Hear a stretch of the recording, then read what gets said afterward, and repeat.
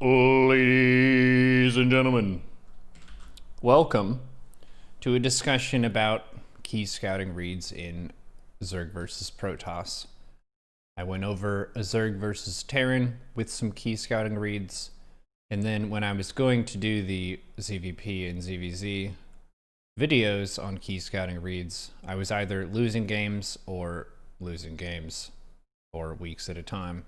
It's been a while, but today I got some time to put in some try-hard practice where I was not giving commentary. I was just focusing on trying to play my best. Turns out when you do that, you win a lot more and you hit more of your scout timings because you're using your thinking power to play as best you can, as fast as you can. So let's take a look at a match here on Ephemeron. This is the same map as the ZvT scouting read, so we have some consistency there. In terms of the location, the setting is the same. Nice 54 something K MMR, 5.4K. Protoss goes for a pylon. There is one note here that I discovered from doing a bunch of custom games against Maples, who's a 5.7K Protoss, and that is, if Protoss goes for a pylon and then immediately runs across the map to scout the natural, they will block a 17 hatch. So reminder, 16 hatch is going to be the way to go. It is possible on certain maps that Protoss can block a 16 hatch and you have to go 15 hatch. If you're watching this video, it's probably not going to apply to you. Mostly that's going to be something that is higher level from Protosses. But if you want to be very, very consistent and then sacrifice a little bit of mineral income some of the time, you could go for 15 hatch. So that would look like a single drone and you leave one larva, and then at 170 to 180 minerals, you send one drone down and then you make a 15 hatch. In this case, I'm going to be going for a 16 hatch. So I just make 2 drones as soon as my overlord is done, and then I'm going to save this larva. I'm going to take a drone, then we're going to take an expansion. It's 16 supply. First overlord Oscar is flying across the map. He's going to be scouting to see if there's a nexus here, and then going to a high ground safe zone. Francisco, the funny business overlord, watches the natural.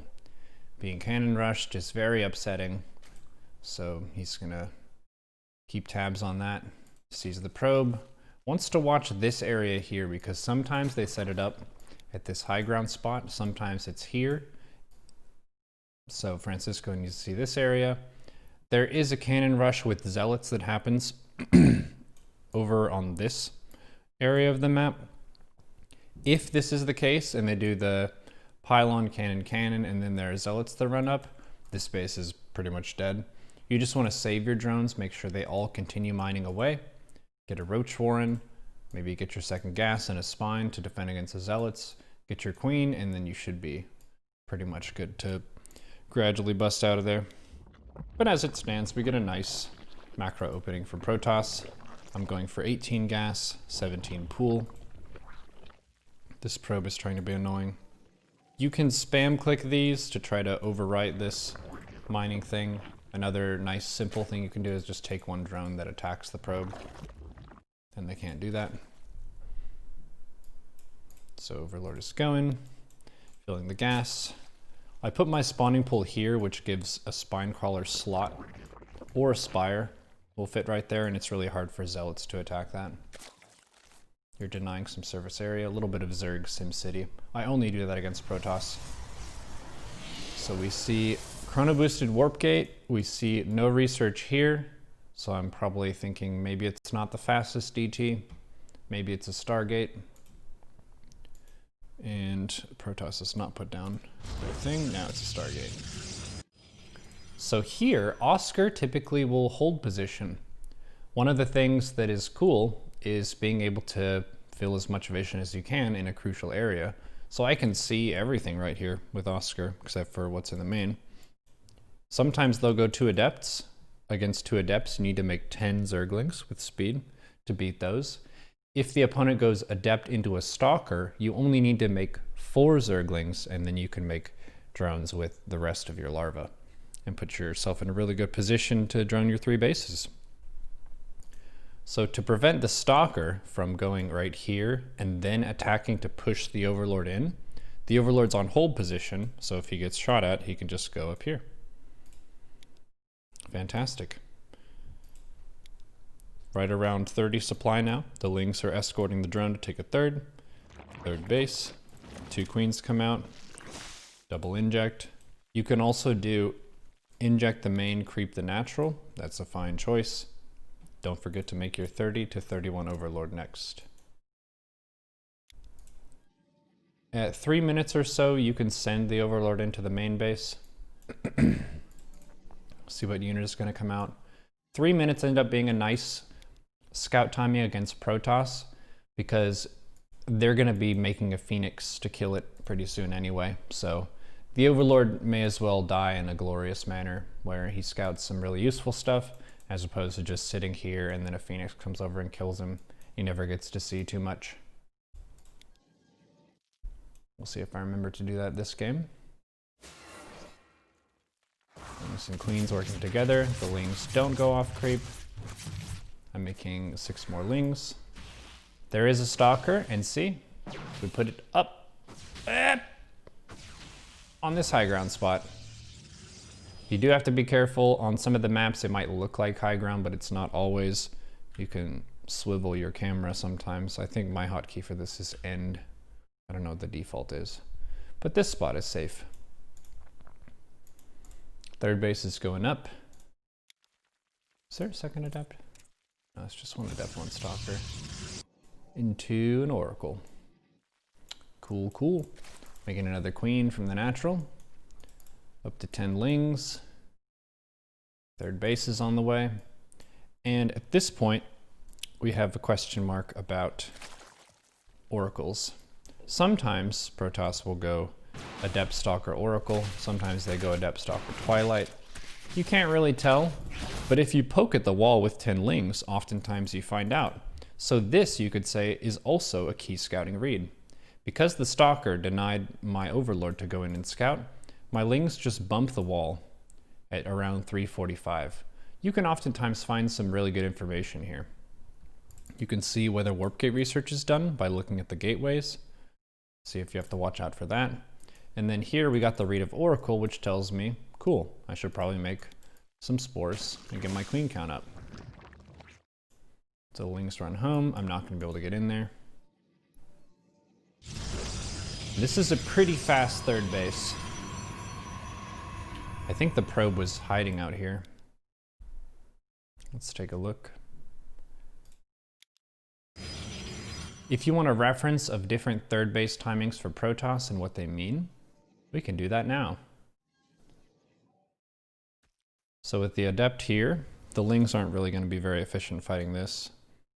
This is about the fastest third that Protoss can feasibly do. A little bit on the greedy side, but Adept and Oracle, where the Oracle is at home, is about the safest opening that Protoss has if you're trying to make a bunch of probes and stuff. So if you're against this, you can drone to your heart's content. You can pretty much do whatever you want for a while, which is really nice. A normal third base timing would probably be around 5 minutes. If Protoss takes it at 5 minutes, it's going to be very secure for them to put that down.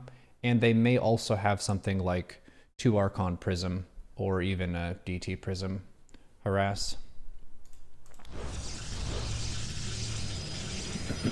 If you're in a mid-league or something like that, you can't always read too much into it. I would say that this early of a third base is highly unlikely in lower leagues.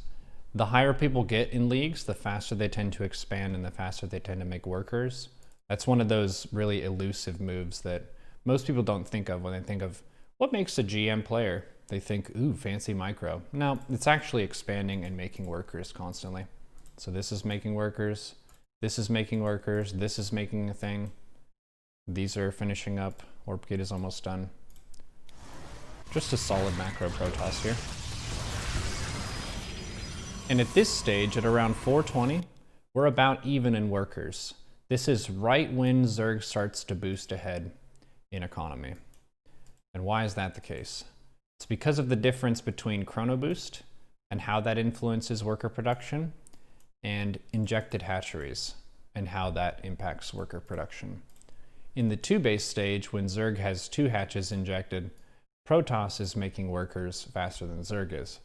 But once Zerg gets their 3rd base injected, that's when they start to pull ahead in economy. So this principle is basically why Protoss does so many different 2 base all-ins that are really strong. They just have a power spike there naturally against Zerg.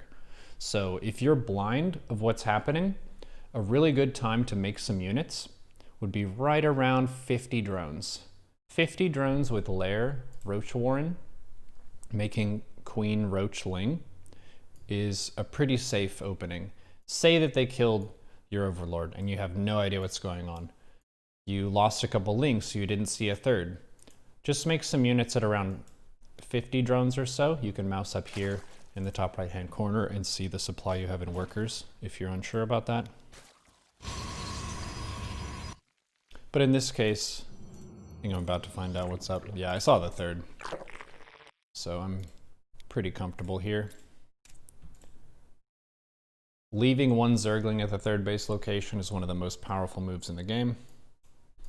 2 Adepts are going over here by my 3rd base, and I'm just droning up. Droning up as fast as I can, making 5 Overlords. Getting Queens out. Trying to keep my bases injected. This is injected, we got a Hydra Den.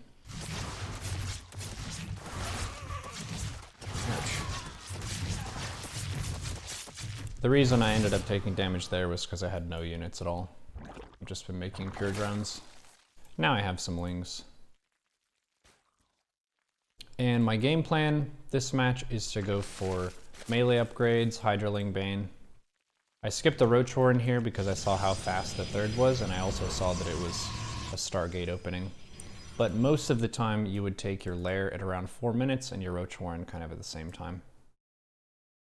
4 minutes is a good time in ZvP to get 1 Spore per base, Lair, and a Roach Warren.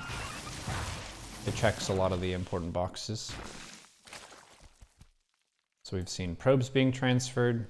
We see a shield battery, that's defensive, sentries defensive, Oracle sitting at home defensive, which motivated me to do this. 6 minutes in, we're taking a 4th base. Write it down. That's a pretty normal time to take a 4th base in a macro heavy game. There are games where the opponent is just so aggressive that a 4th base never comes into play. But since the Protoss has a 3rd with gases, we definitely want a 4th base. And we also want to get 70 workers, which we did. Super fast. Super fast 70 workers. And this stage of the game is where patience is really important. I've made this mistake a whole bunch. I'll get 3 bases saturated, I'll get some tech, and I'll say, now it's time to attack the Protoss. No, that's not a good idea. The best idea is to stay a base ahead and push your tech super fast. Because they've worked really hard on being solid and defensive and checking all the boxes. They've got Oracle sitting at home, they've got Sentries sitting at home, they've got Immortals sitting at home, and a nice wall off with detection. They didn't really cut corners. They're playing just sturdy macro Protoss. So what I want to do is race them up to 200 supply and race them in tech. Macro hatch coming up, Lings coming out, Hydra range is going, Protoss is scouting me with hallucinated phoenixes. And the nice thing about playing solid is it doesn't matter if I'm scouted, because nothing that I'm doing is particularly silly or goofy. It's just stable. It's a good army. Hydraling Bane fights really well against Protoss on creep. It's also very dangerous and fast when it comes to being able to harass Protoss bases. So I'm getting my queens over here by the 4th base. And around 7 minutes is when Protoss is going to be taking their 4th. If it's been a macro heavy game, I have some Lings going to either side. A lot of Zerg players will say, Neuro, I saw that Hydroling Bane was a good composition, but whenever I attack Protoss with it, I just die to storms. That's because you're not supposed to just face check with Hydroling Bane.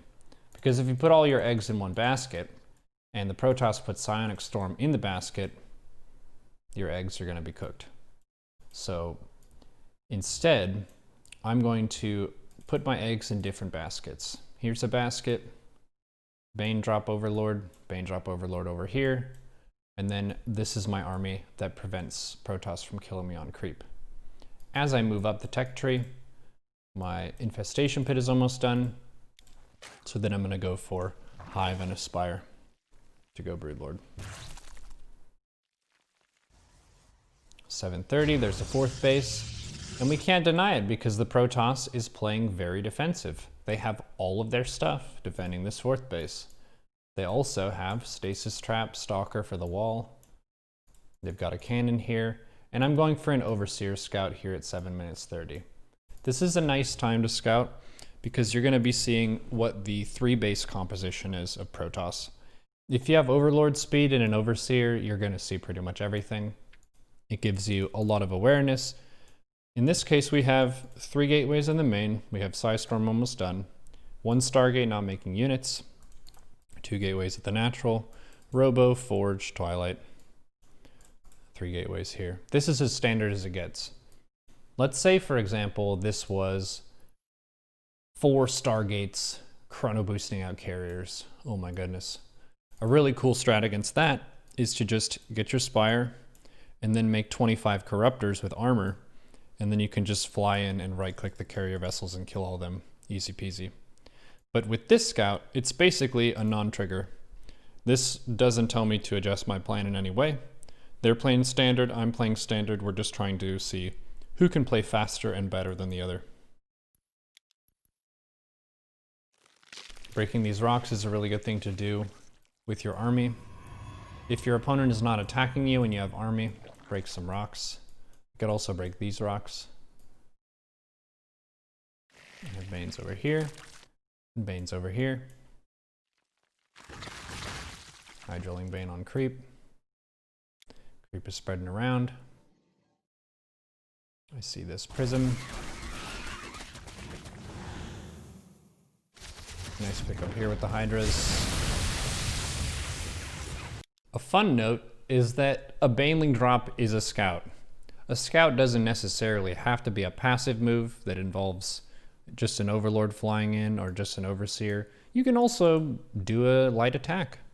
So do a Baneling drop. That's going to tell you a little bit about what the saturation looks like. You could see if there was a Colossus coming out with that Bane drop. So try an 8-minute Bane drop at a base. Get some scouting in. The drop Overlord here. But there aren't really any probes. We have this here. I did put in my notes that around 9 minutes or so is when Protoss typically will go for their late game air transition, even if they open ground. The way that I think about it is the bases of gas. So the first base of gas is enough to afford a couple Adepts and a couple Oracles and Twilight and stuff like that, Warp K research. The second base of gas is enough to afford a Forge upgrade, a Robo unit or 2, maybe another Stargate unit, and some sentries so they can defend a third. The third base of gas is to get Storm, maybe make some Archons. And then the fourth base of gas is to go Tempest or Carrier or something like that. That's usually how Protoss tends to go in the standard capacity. If you don't know what the Protoss is doing, you could think about it in those terms.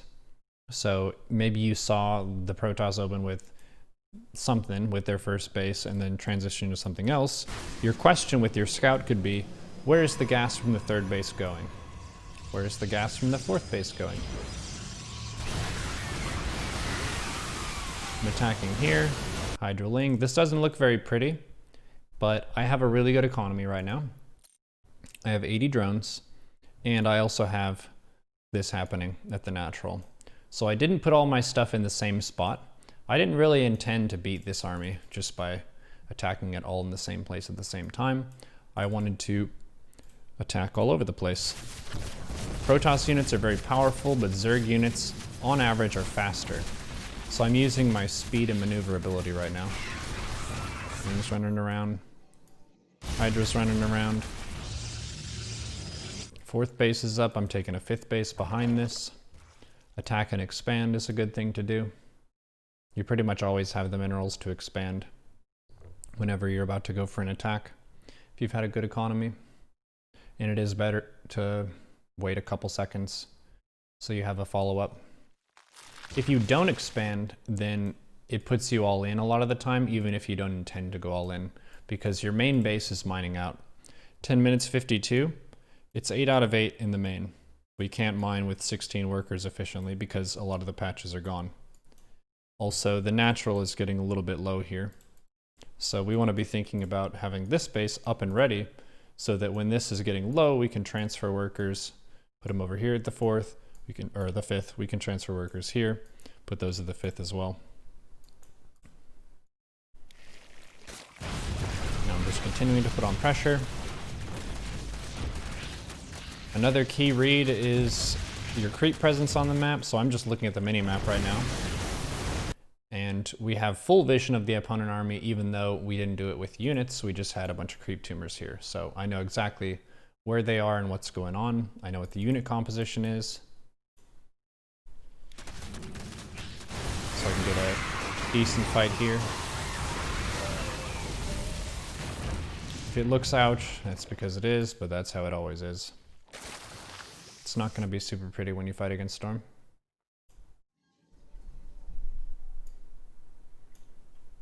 I use the steal commands all the time.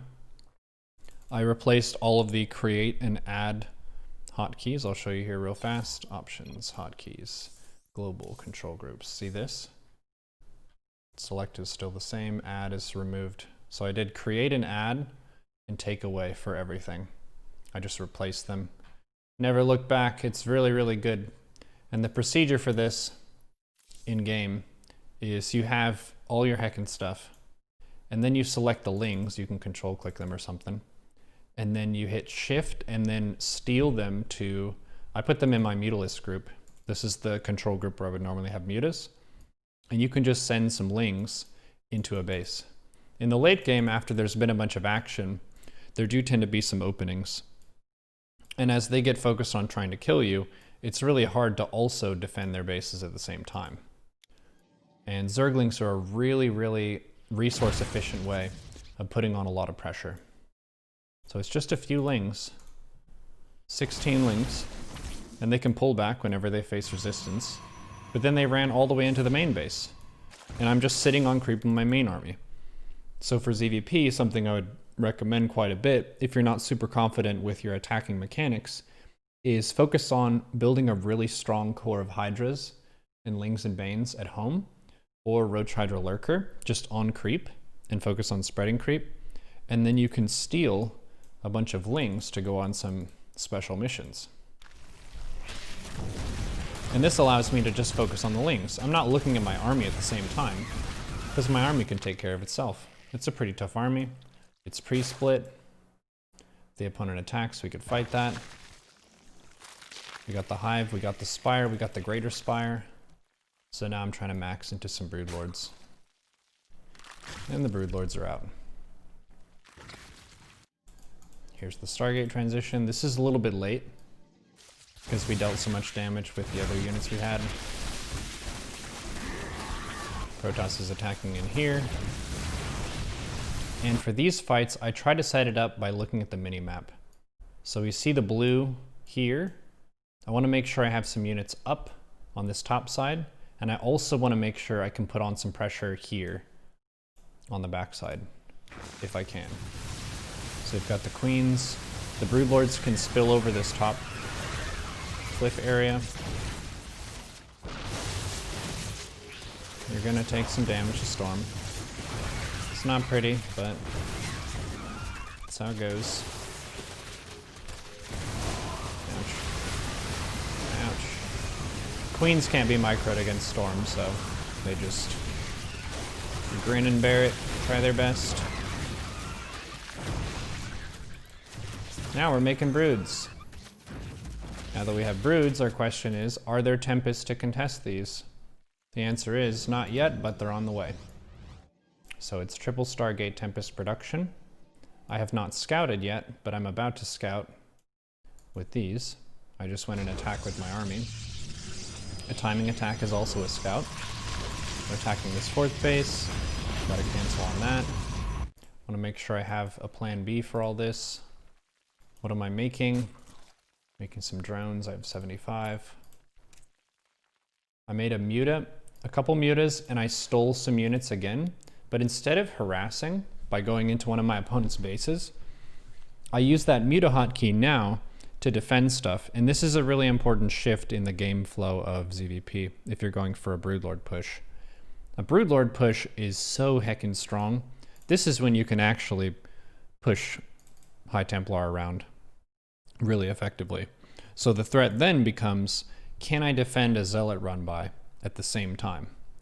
So I used that same technique where I had some of my Lingbane, and I used the steal command to create a new control group here, and then I made a couple mutas with the group so I could kill a Prism in addition to that. Making a couple Corruptors because I want to be safe against Tempests. The Queens are with the army now. A mistake that I see a lot of players make is they'll use their Queens in the early game and they'll make a whole bunch of them. And then they'll get into a situation where they have something like 10 Queens, but the Queens are just in the main. They'll have 3 or 4 Queens right here. They'll have 2 Queens here. They'll have 2 or 3 Queens here. And those are 2 supply each. And they complement Broodlords really well with their transfuse, and they have really good range and damage against air units. So I try to pair my Broodlord push with the Queen pull. And if you want to, you can make some more Queens back at home. But at this stage of the game, we have 1, 2, 3, 4, 5, 6 hatcheries producing larvae. And we have the capability to make Hydras, Broodlords, Corruptors, which are really, really larva efficient units. So I don't really need injects right now. I would prefer to get those transfuses off on these broods and use these Queens for their health and damage and healing power. So the broods are behind the Queens, getting in some damage. Production tab during this push is Ling Hydra Corruptor. You do want to watch out for a mass Stalker transition sometimes, and that's why you don't want to have too many Corruptors. If you get stuck with something like 20 Corruptors and Protoss has 20 Stalkers, you're going to have a bad time. That's why a Hydra Remax during a Broodlord push is really nice. Hydras and Broods complement each other very well in ZvP. Corruptors are technically the better unit against Tempests, but Hydras give you that insurance in case the Protoss goes for Stalkers. Alright, now the Protoss is basically dead. It's a slow push with Broods, so I'm just continuing to make Hydras.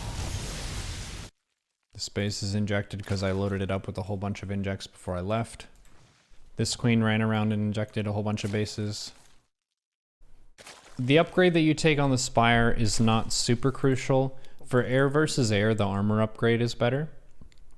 If Protoss is going mass ground, then the attack upgrade isn't too bad, because this applies whenever the Broodlords launch their broodlings. They have an ability called Brooding Strike. Do I have any broods left? Don't. I can show you. There's an ability called Brooding Strike here. So this ability, I'm gonna move out of the way. Microphone. This ability is called Brooding Strike, and it benefits from the air attack upgrade. Once the broodlings are on the ground, they're the same as the broodlings that you get when a building dies, and those benefit from your normal melee and carapace ground upgrades.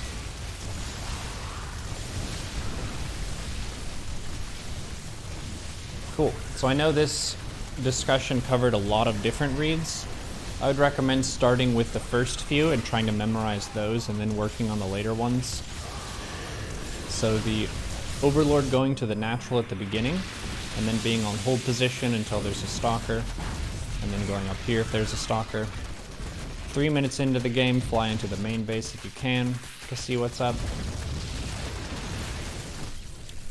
And then right around 4 to 5 minutes, sometimes 6 minutes is when you want to really find out about a third base going down. 7 minutes or so is usually when the fourth base goes down. Maybe 8 or 9 minutes if they've been aggressive, or if you're in a mid or lower league.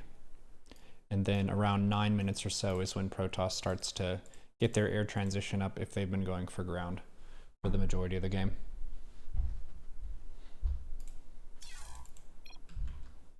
And so we have learned some key scouting reads in Zerg vs. Protoss.